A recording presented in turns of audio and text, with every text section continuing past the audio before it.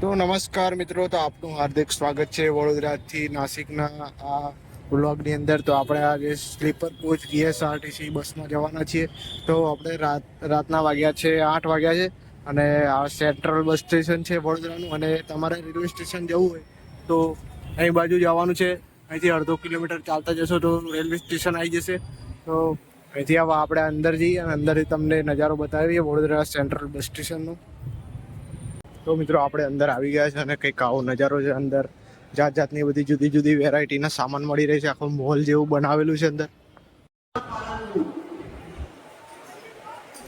તો મિત્રો હમણાં આપણે 8:45 અહીંથી રવાના થવાના છે વડોદરા સેન્ટ્રલ બસ સ્ટેશનથી.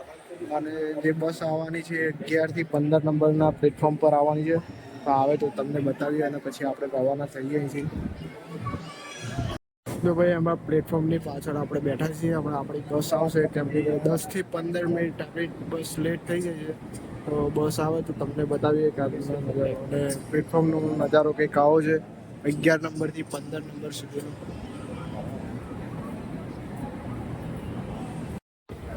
તો મિત્રો હમણાં 90-65 નંબરની કડી અમદાવાદ નાસિક બસ આવી છે. તો આન પછી કદાચ આપણી બસ પણ આવી જશે. કડી અમદાવાદ નાસિક બસ આવી. આ સ્લીપર કોચ બસ છે કડી નાસિક. આની અંદર સીટ વાળી પણ છે અને સ્લીપર વાળી પણ છે, જોઈ શકો છો, અહીંથી પણ દેખાય છે. અને આના પછી આપણી બસ આવશે. ભાઈ મુંબઈની બસ આવી છે 9686 ભિલોડા બોરીવલી, એટલે મુંબઈમાં જવાની છે. અરવલ્લી એક્સપ્રેસ. આ પણ સ્લીપર કોચ છે. આ પણ જવા માટે રવાના થઈ ગઈ છે. આના પછી આપણી બસ આવે તો આપણે જઈશું.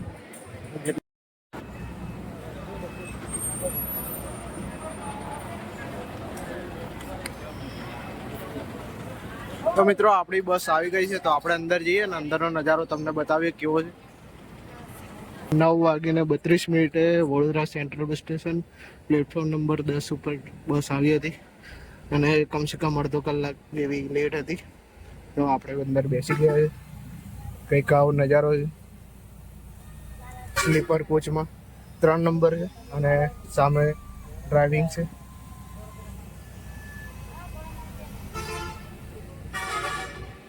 તો હવે અહીંથી આપણે નીકળીએ અને આગળ સામે જે બ્રિજ જેવું તમને દેખાય છે, બુલેટ ટ્રેન બની રહ્યું છે. તો બુલેટ ટ્રેન રેલવે સ્ટેશન અને બસ સ્ટેન્ડની એકદમ સામે જ છે. જોઈશું કેટલું નજીક છે. આ જે બ્રિજ બની રહ્યું છે એ બુલેટ ટ્રેનનો છે. અને એ બાજુ બસ સ્ટેન્ડ છે અને એનાથી થોડુંક 500 મીટર આગળ રેલવે સ્ટેશન આવેલું છે. એટલે તો મિત્રો કંડક્ટર જોડેથી આપણે ટિકિટ લઈ લીધી છે અને ટિકિટ તમને બતાવું, જોઈ શકો છો.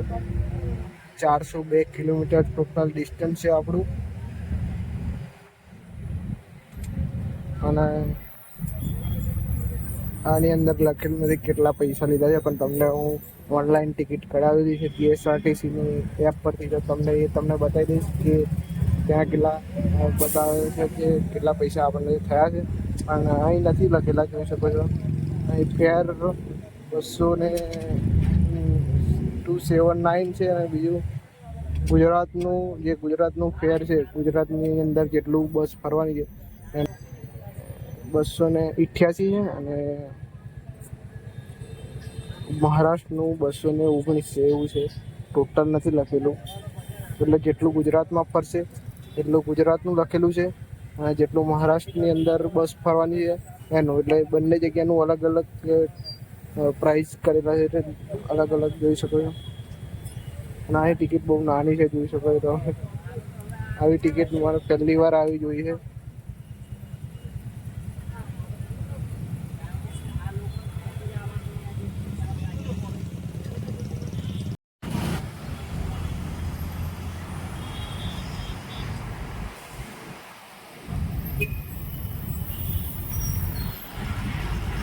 ભાઈ આ સ્લીપર કોચની અંદર હાલત તમને બતાવું. અહીં આપણે બટન દબાવીએ છીએ તો લાઇટ ચાલુ નહીં થતું, જોઈ શકો છો. અને આ ચાર્જિંગ માટે અહીં પ્લગ મૂકેલો છે. ચાર્જિંગમાં મૂકે તો ચાર્જિંગ પણ નહીં થતું.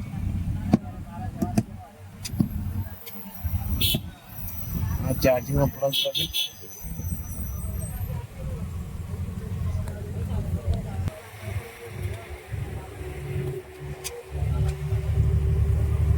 આપણે ચાર્જિંગમાં મૂક્યો પણ લાઇટ પણ નહીં થવી જોઈએ.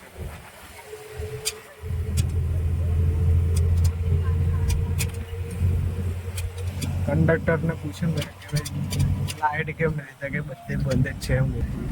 તો આવી કઈ સુવિધા હોવી જોઈએ સ્લીપર કોચની અંદર. આપણે પૈસા પૂરા બનાવે, સેવા ના કરે પૂરી, તો શું કામનું? કશું ચાલતું નથી.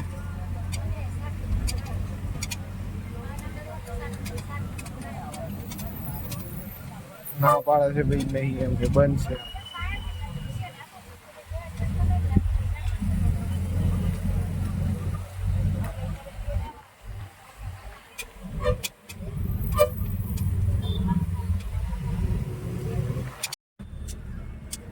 તો 10:02 મક્કરપુરા બસ સ્ટેન્ડ આવી જાય, વડોદરાની અંદર જ આવે છે.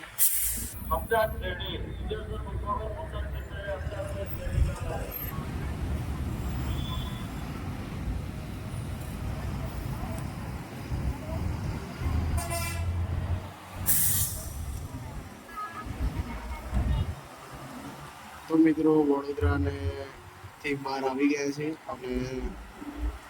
એક્સપ્રેસ હાઈવે છે.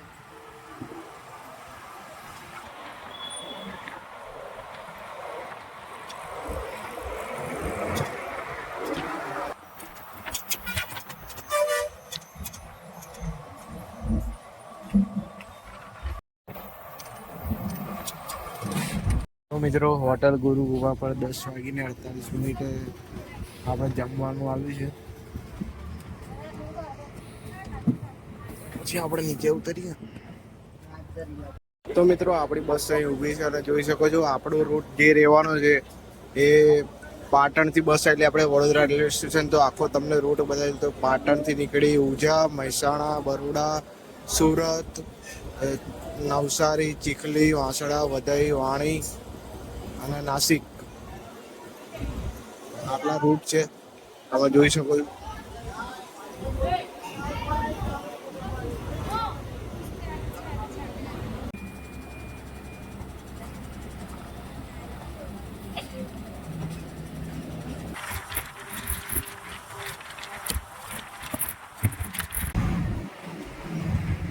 સામે સુરતનું રેલવે સ્ટેશન છે મિત્રો, અને એની સામે બસ સ્ટેન્ડ આવેલું છે. આ સુરત સિટી છે. સુરત સિટીમાં આવો એટલે મોટી મોટી બિલ્ડિંગો જોવા મળે મિત્રો. બધા ઉતરે છે રેલવે સ્ટેશનની અંદર પ્લેટફોર્મ ઉપરથી.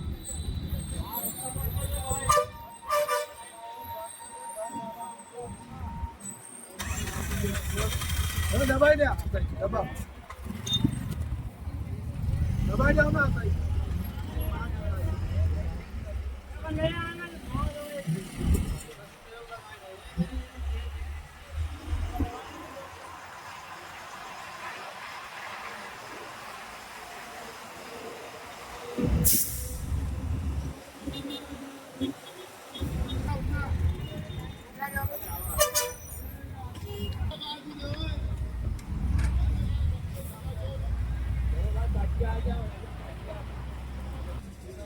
તો મિત્રો 1:55 આપણે સુરત બસ સ્ટેન્ડની અંદર આવી ગયા. તો મિત્રો હમણાં જે આપણે સુરત બસ સ્ટેન્ડની અંદર અને અહીંથી નીકળશે તો નવસારી જશે, નવસારીથી ચીખલી જશે અને ચીખલી પછી મહારાષ્ટ્રનું એક ગામ છે વઘઈ, વઘઈ પછી નાસિક જશે. તો બાજુ કમસે કમ 200-250 કિલોમીટર બાકી છે. અહીંથી નીકળશે તો આપણે નવસારી પહોંચશું અને વચ્ચે સાપુતારા ઘાટ આવે છે જે 51 કિલોમીટરનો છે. આપણે આગળ તમને બતાવશું. મિત્રો જોઈ શકો છો આ મહારાષ્ટ્રની બસ છે, લાલ કલરની જોઈ શકો છો. મહારાષ્ટ્રમાં આવી બસ વધારે ચાલે છે, લાલ કલરની MH4 સિટી.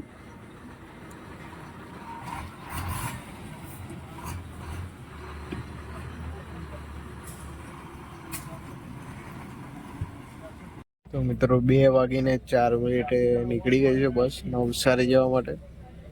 આગળ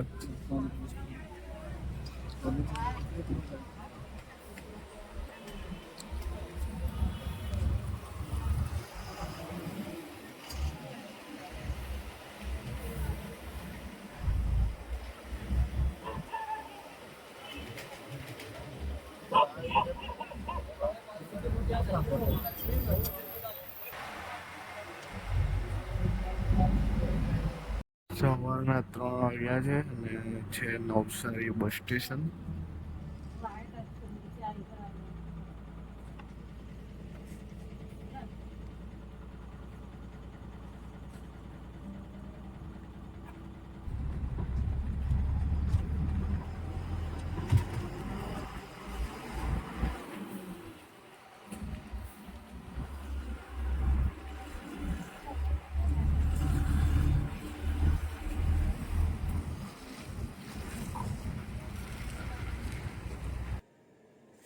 સવા 5 છે અને આ છે વઘઈથી નાસિક રોડ પર બસ ઊભી છે અત્યારે.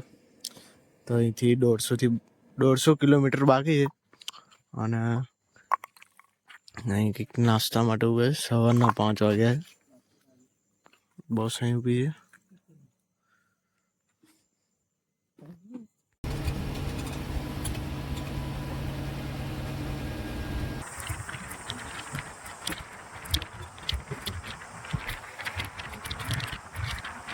ચેકપોસ્ટ આવી જોયો, ફોરેસ્ટ ચેકપોસ્ટ મળી ગયો. દક્ષિણ ડાંગ વન વિભાગ ગિરી મથક સાપુતારા પ્રવેશ ટોલ નાકા ટોલ નાકું આવી.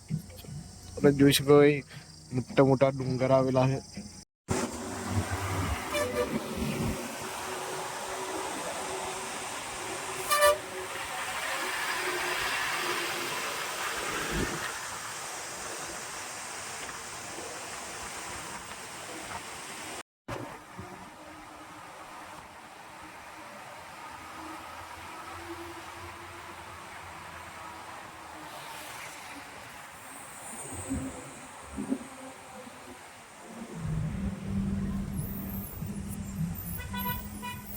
તો 6:30 વાગે મિત્રો સાપુતારા આવી છે અને એ બધું રિસોર્ટ ને બધું આવેલું છે, જોઈ શકો છો.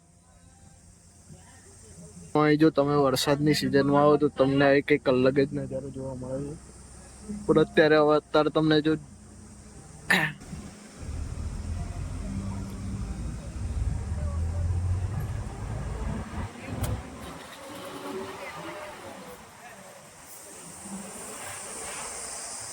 સાવર ડુંગરા અને ડુંગરા છે, જોઈ શકો છો મિત્રો, મોટા મોટા ડુંગરા.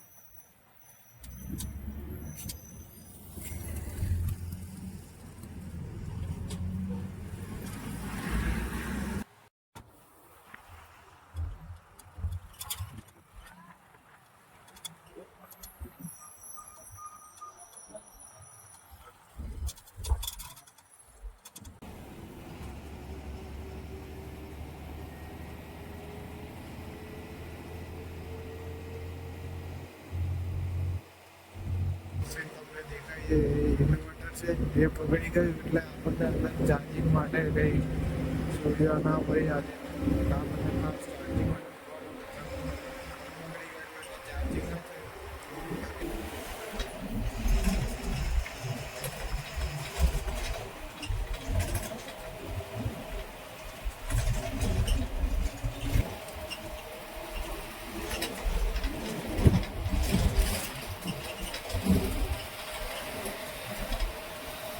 તો મિત્રો આપણે નાસિકમાં એન્ટ્રી લઈ લીધી છે.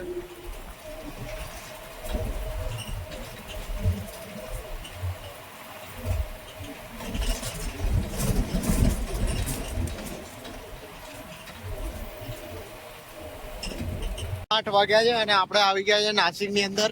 તો બસ થોડી આગળ ઊભી રાખી કેમ કે કંડક્ટર ભાઈને થોડી સમજવામાં ભૂલ પડેલી એટલે આપણે થોડું આગળ ઉતરી ગયા. હવે પાછા જઈએ આપણે પંચવટી ઘાટ અને પછી ત્યાંથી પંચવટી કુંડ જે ઘાટ છે ત્યાં જશું. આ રસ્તો છે અહીંથી સીધા ને સીધા જતા રહીશું અને પછી ત્યાંથી આપણે તમને બતાવીએ ત્યાં જવાનું. બાકી તમે લાઈક શેર સબસ્ક્રાઈબ કરી દેજો. અને આગળ આપણે જવાનું છે અંજનેરી પર્વત જવાનું છે, હનુમાન દાદાનું જન્મ સ્થાન છે. તો જોડાતા રહેજો, લાઈક શેર સબસ્ક્રાઈબ કરી દેજો.